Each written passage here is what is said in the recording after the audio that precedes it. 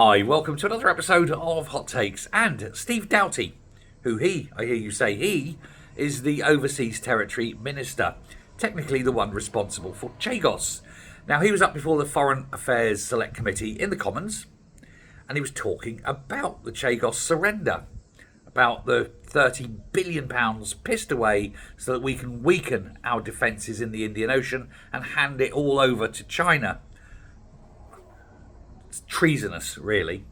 But anyway, he was asked about the costs and where it was coming from, and that's a very difficult question for this government because they don't really have the money. He said, and the quote is, "It's not normal to provide the costings, but in this case we've decided to for the benefit of transparency." Right.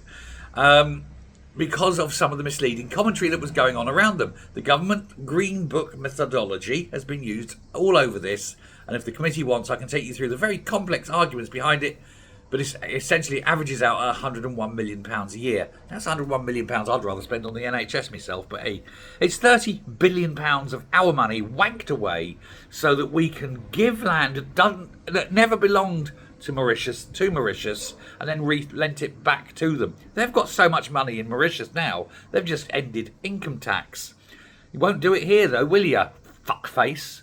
No, we'll just keep making Britain weaker and weaker, make it poorer and poorer, keep handing our taxpayer money to Johnny Foreigner time and time again. Let this country sink into the shithole while we build up every other country in the world, and more importantly, build up our enemies. Build up China, because China isn't powerful enough, isn't rich enough, and hasn't got enough influence in the world already. We'll give up the Indian Ocean so that China can have it. These people need to be punished, and the only punishment I see fit is an old school one. You know what that is, but I'm not saying it because I'm not getting arrested again. But use your imagination.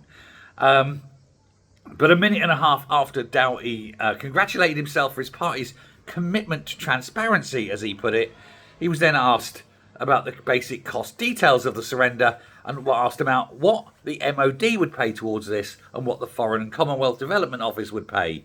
At which point he shut the F up because he did not want to say so much for transparency, you traitorous wee shite.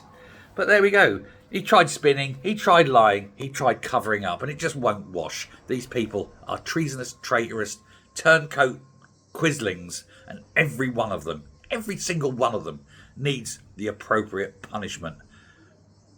As Voltaire put it, as a warning to the others. Thanks very much.